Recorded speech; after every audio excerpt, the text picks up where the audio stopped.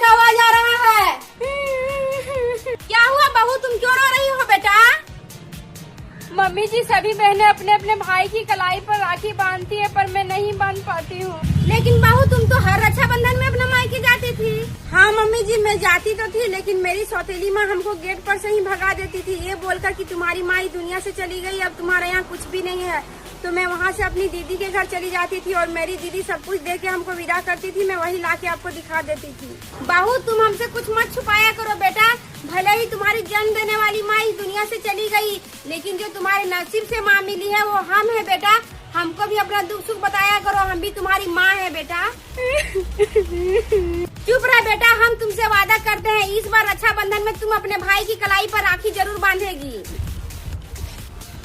समधन जी, आप अपना बेटा को भेज दीजिए, बहन को आके ले जाएगा, कर रक्षाबंधन है। मेरा बेटा फुर्सत नहीं है, नहीं जा पाएगा। बेटा फुर्सत नहीं है तो आप आ जाइए बेटी को लेने।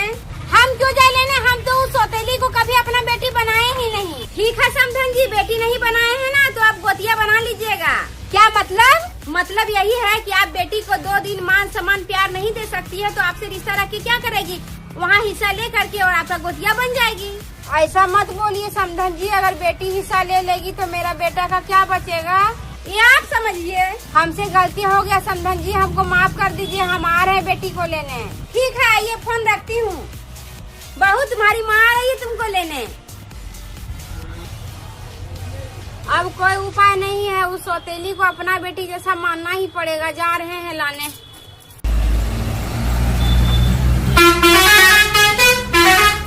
बेटी, ये बेटी।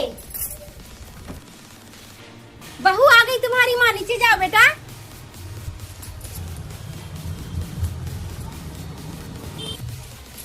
प्रणाम माँ। खुश रह बेटी। समधन जी, आप मेरी बहू को खुश रखिएगा तब न मेरी बहू खुश रहेगी। हाँ समधन जी, अब हम अपनी बेटी को हमेशा खुश रखेंगे। चल बेटी, देर हो रही है। ठीक है मम्मी जी, निकलती हूँ। प्रणाम मम्मी जी। खुश रह बहू, जा बेटा। अगर वहाँ ले जाकर के ये तुम्हारी सौतेली माँ अगर तुम्हारे साथ कुछ की या तुमको कुछ बोली तो तुम निडर होकर के मुझे बताना बेटा। हम तुम्हारे साथ छत्र छाया बन करके खड़ी हैं। ठीक है मम्मी जी। मेरी गलतियों को बार बार मत दोहराइए समधन जी, अब मैं ऐसा गलती नहीं करूँगी बेटी के साथ। मेरी सासू माँ तो माँ से भी बढ़कर है, भगवान करे ऐसी सासू माँ सबको मिले। चल बेटी, अब क्या सोच रही है? कुछ नहीं माँ, चलो।